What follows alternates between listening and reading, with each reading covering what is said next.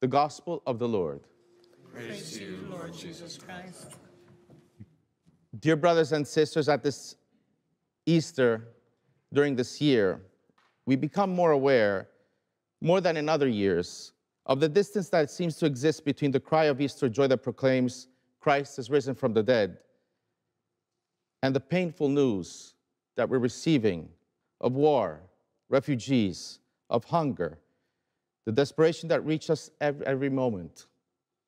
But for this reason, more than in other years, we feel the need for an announcement which, in confronting death, tells us that death is not the ultimate word, not the ultimate goal of existence.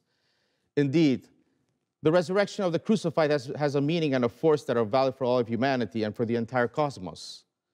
It is like a seed thrown into the darkness of the earth, which mysteriously grows and bears fruit. With the risen one, a great historic battle began between life and death, between hope and despair, between resignation for the worst and struggle for the best.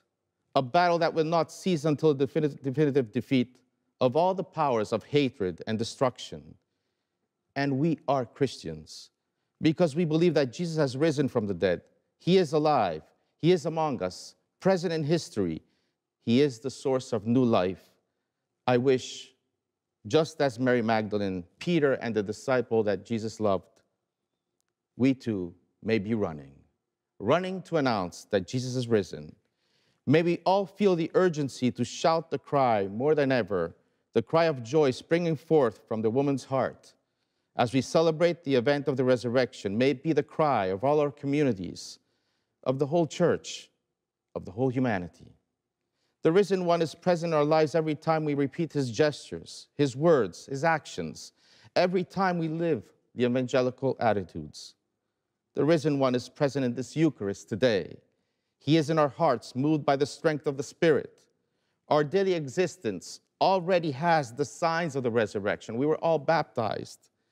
The risen one also supports with his grace the operators of justice and peace, all those who make an effort to go beyond weapons, who engage in humanitarian aid and sincerely invoke peace, all those who make themselves present in so many places where war persists, to make gestures of solidarity and friendship.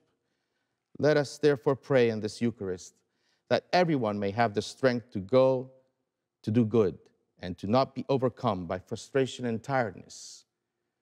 The gospel says that Peter ran, but the other one ran faster, not just because he was younger, because Peter had in his mind also his doubts, his failures, his denial, but he did not stop.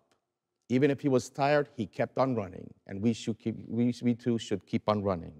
I wish you all a happy Easter. As a full revelation of our condition as children of God and brothers and sisters, called to bring goodness into the world, called to bring fraternity and peace, the peace of the risen one. I wish peace to all you followers of the Sunday Mass, especially to those who are sick, to the suffering, to the poor, to the imprisoned, to the marginalized, to the refugees, and to all those who await gestures of love. Jesus died for everyone on the cross, and for all he rose again, and so that to all the Father will continue to give life without end. Amen.